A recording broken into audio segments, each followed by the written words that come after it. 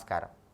శుక్రవారం అమ్మవారిని అర్చన చేస్తే అమ్మవారి సంపూర్ణమైన అనుగ్రహం కలుగుతుంది. అమ్మవారి స్వరూపాలలో కాళికా అమ్మవారి స్వరూపానికి ప్రత్యేకమైన ప్రాధాన్యత చెప్పడం జరిగింది.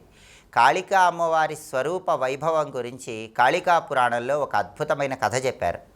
కాళికా అమ్మవారి ఆవిర్భావం వెనుక ఒక చక్కటి పురాణ రహస్యం దాగి ఉంది.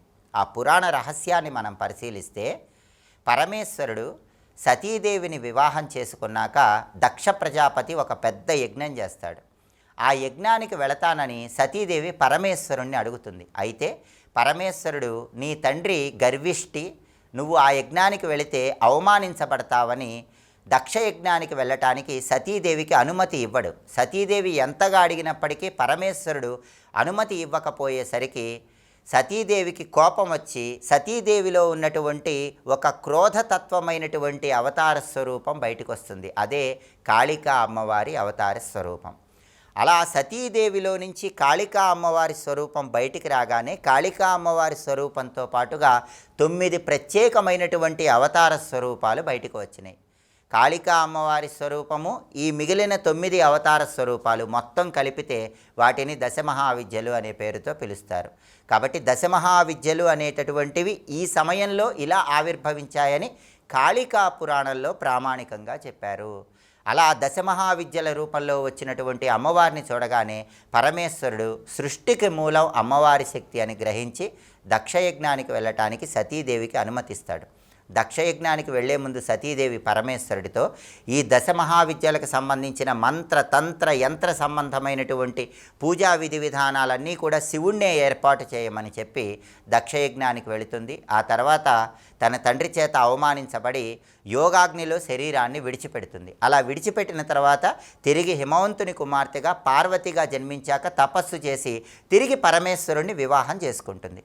పార్వతిగా జన్మించి పరమేశ్వరుణ్ణి వివాహం చేసుకున్న తర్వాత పరమేశ్వరుడు మళ్ళీ పార్వతీదేవితో, సతీదేవి అవతారంలో నువ్వు ఉన్నప్పుడు చూపించినటువంటి కాళికా అమ్మవారి రూపాన్ని మళ్ళీ దర్శింపజేయమని అడుగుతాడు. అప్పుడు పార్వతీదేవి మళ్ళీ ఆ కాళికా రూపంలో పరమేశ్వరుడికి దర్శనమిచ్చిందని కాళికా పురాణంలో చెప్పారు. అలా దర్శనమిచ్చినప్పుడు పరమేశ్వరుడు నేల మీద శయనించి తన హృదయ స్థలం మీద కాళికా అమ్మవారిని కూర్చోమని ప్రార్థిస్తాడు. అందుకే మనకి అనేక చోట్ల రూపాలలో పరమేశ్వరుడి వక్షస్థలం మీద అమ్మవారు కూర్చొని ఉన్నట్లుగా కనిపిస్తుంది. అందుకే లలితా సహస్రనామ స్తోత్రంలో కూడా శివాకారే మంచే అంటూ నామం చెప్పారు. సాక్షాత్తు శివుని వక్షస్థలం మీద అమ్మవారు కూర్చొని ఉంటుందని కూడా మనకి లలితా సహస్రనామంలో చెప్పారు. అలా కూర్చొని ఉండటంలో ఒక విశేష అర్థం దాగి ఉంది. అదేంటంటే సృష్టి మొత్తాన్ని కూడా పరమేశ్వరుడు చేసేటటువంటి కార్యక్రమాన్ని అమ్మవారే పరమేశ్వర శక్తితో చేస్తోందని దీనిలో ఉన్న అంతరార్థం. అలా పరమేశ్వరుడు నేల మీద శయనించినప్పుడు పరమేశ్వరుడి వక్షస్థలం మీద కాళికా అమ్మవారు కూర్చొని ఉన్నప్పుడు పరమేశ్వరుడిలోని ఇంకొక అంశాస్వరూపం బయటకు వచ్చి కాళికా అమ్మవారిని ప్రార్థిస్తుంది. అదే కాళికా సహస్రనామ స్తోత్రము అని కాళికా పురాణంలో చెప్పారు. అంటే కాళికా సహస్రనామ స్తోత్రం అంటే సాక్షాత్తు పరమేశ్వరుడే కాళికా అమ్మవారిని ప్రార్థించిన స్తోత్రము. ఈ విధంగా కాళికా అమ్మవారి ఆవిర్భావం జరిగిందని మనకి కాళికా పురాణంలో చెప్పడం జరిగింది.